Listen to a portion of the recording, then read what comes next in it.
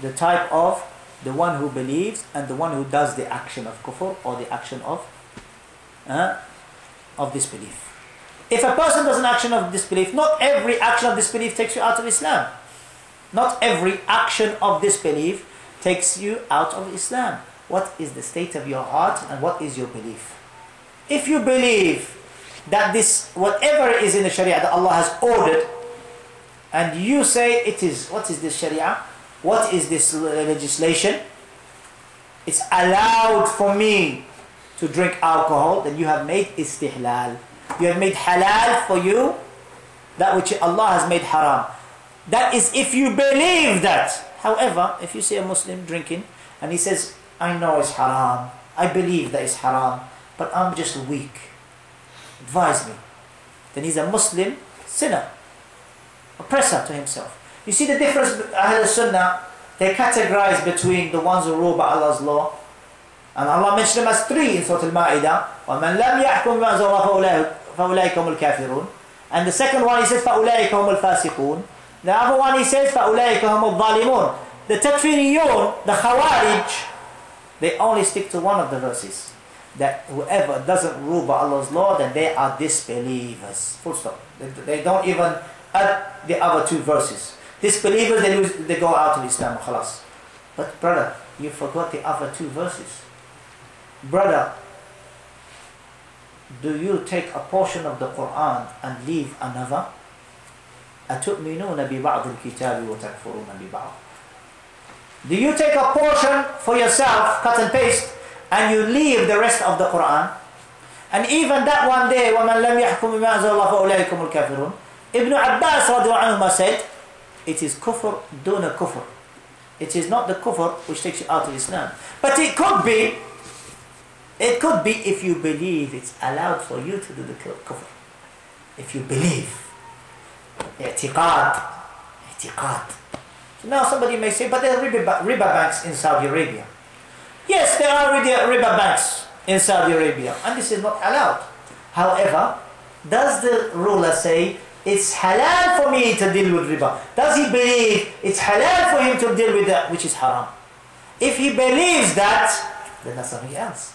But when you see his speech, and when you see his care in looking after the Sharia, and he falls short in some of the aspects of the Sharia, then we don't call them disbelievers. Rather, they are Muslim. And what does a person enter Islam with except La ilaha illallah Muhammad Rasulullah? How many times he says that in a day? How many times? So you're going to have to be making repeated takfir. Every time he says La ilaha illallah, you're going to be having to say takfir again. But the takfiris, you see, they have no leg to stand on, because they are not built upon knowledge. Their methodology is built upon desires. And so they innovate these innovations, these principles that they are upon. So they are, as Ibn al-Qayyim rahimahullah said, one of the categories of Taghoot is he changes the deen of Allah. They have changed the deen of Allah by bringing innovations. Allah and His Rasul did not call us to this methodology. The Sahaba radiallahu anhum lived under Hajjaj bin Yusuf. He killed some of the Sahaba radiallahu anhum.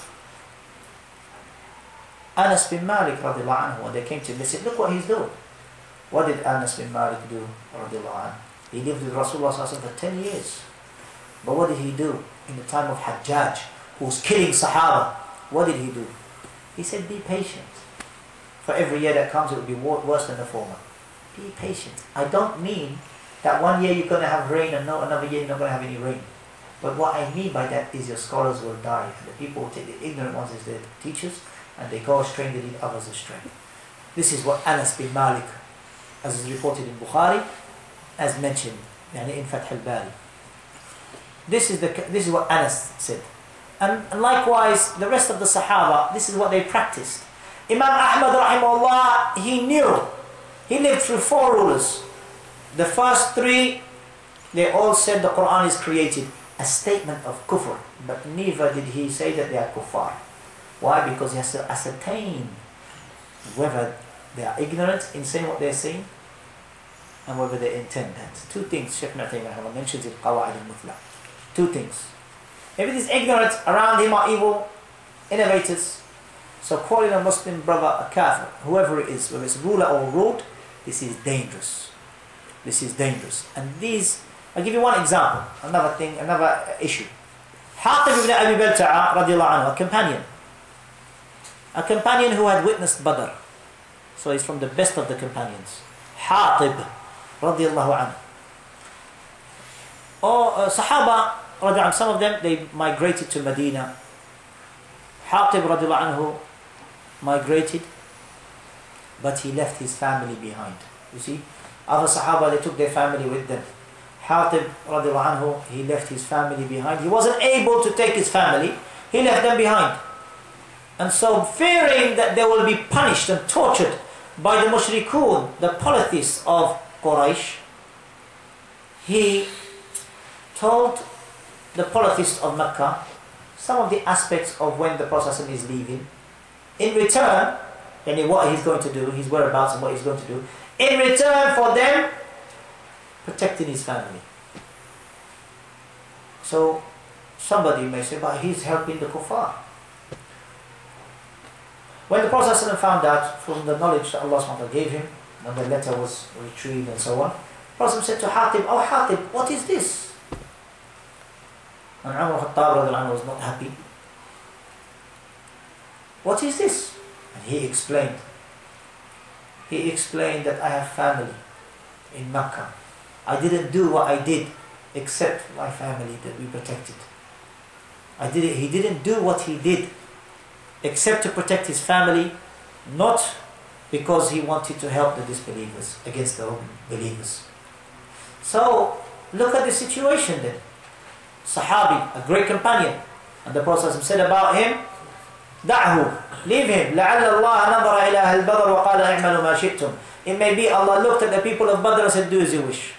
Allah knows Hatib radiallahu anhu from Ahl Badr, and even though they knew that they were from the best of the Sahaba, but still that didn't make them arrogant. It didn't make them, only increased them in iman. But Sahaba radiallahu like Hatib, look at this story now and look at the situation now. Say, "Oh look, oh, he helps the kuffar. He helps the kuffar." Yeah, akhi, did he help them because he believes that to help them over the Muslims is what is correct? No. He did it because he tried to protect his country. He did it because he tried to... So he did it because of weakness. So he doesn't become a kafir because of that. He doesn't become a disbeliever because of that. Or he did it because he has a mithaq. We read it today in Surah An-Nisa. He has a pact between him and the disbelieving countries.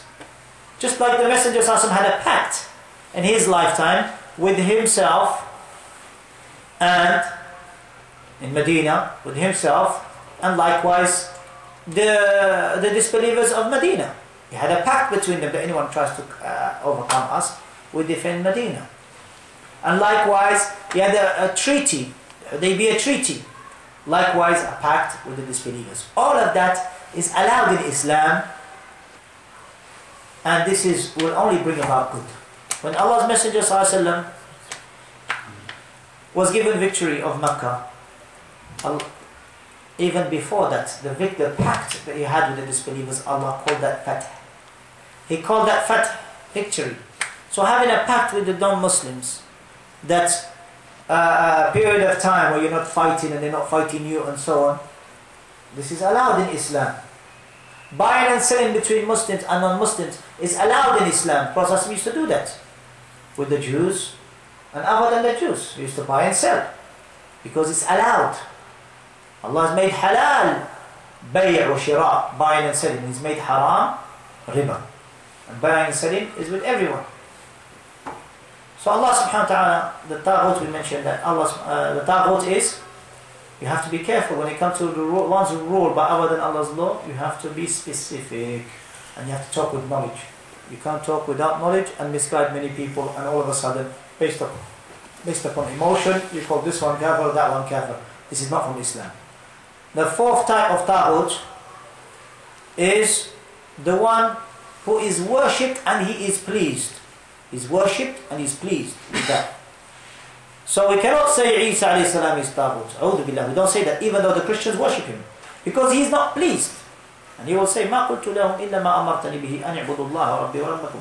This is what he called them to worship Allah. So they will, the Christians, that will be against them on the Day of Judgment. The last Taghoot is, the fifth one, is the innovators. The ones who add to the deen of Allah innovations. They are also Taghoot. So those who claim to be Amir Mu'mineen, they are Taghoot. Those who say I'm Amir Mu'mineen, they've added now to the legislation. Because Amir is for the leader of the Muslims and who owns Yamlak Mamlaka kingdom. But you say I'm Amir Mu'mineen and you are walking the streets of Stoke Podges Lane. You said Amir Mu'mineen. How can you be Amir Mu'mineen?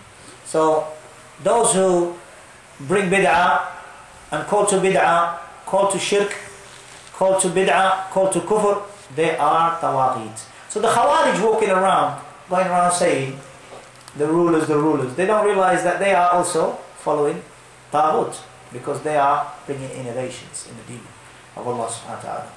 And they misguide many away from the true path. Wallahu a'lam.